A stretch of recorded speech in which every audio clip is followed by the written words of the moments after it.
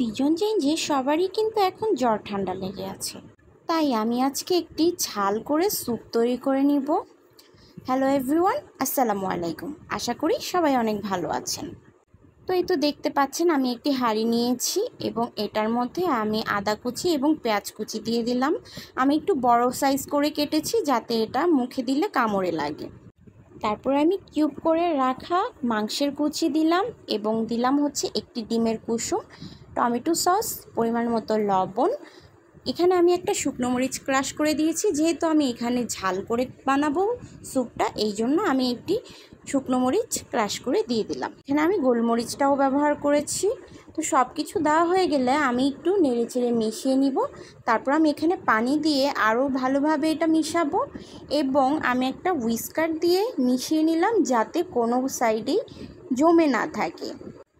এটা কিন্তু Thai soup না, আমি আগেই বলে দিচ্ছি। থাই স্যুপ হলে আপনারা এখানে ডিমের কুসুমটা বেশি করে ব্যবহার করবেন। আমি এখানে ডিমের সাদা অংশটাও ব্যবহার করব।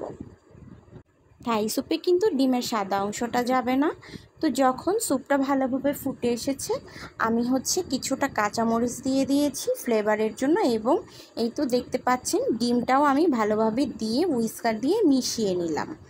আমি কিন্তু স্যুপটা বেশি ঘন করব না, তাই আমি অল্প পরিমাণেই কর্নফ্লাওয়ার গুলিয়ে এখানে দিয়ে দিলাম।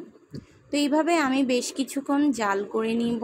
তারপর আমার পছন্দ অনুযায়ী যতটুকু ঘনত্ব আসবে আমি এটা উঠিয়ে নিব। বেশ কিছুক্ষণ রাখার পরে আমি এটা উঠিয়ে নিচ্ছি। এই যে এই পরিমাণেই আমি ঘনত্বটা রাখবো, এর চেয়ে বেশি আমি ঘন করতে চাচ্ছি না। ব্যাস, এই তো আমি সার্ভিং বোলের মধ্যে স্যুপটাকে ঢেলে নিচ্ছি। স্যুপটা খেতে কিন্তু প্রচণ্ড ঝাল হয়েছিল। জ্বরের মুখে এই স্যুপটা খেতে কিন্তু ভীষণ ভালো লাগে। ধন্যবাদ এতক্ষণ ধরে ভিডিওটি মনোযোগ দিয়ে দেখার জন্য। যদি ভিডিওটি ভালো লাগে অবশ্যই লাইক, শেয়ার, কমেন্ট করে জানাতে ভুলবেন না। আজকের মতো তাহলে বিদায় নিচ্ছি। সবাই ভালো থাকবেন। আল্লাহ হাফেজ।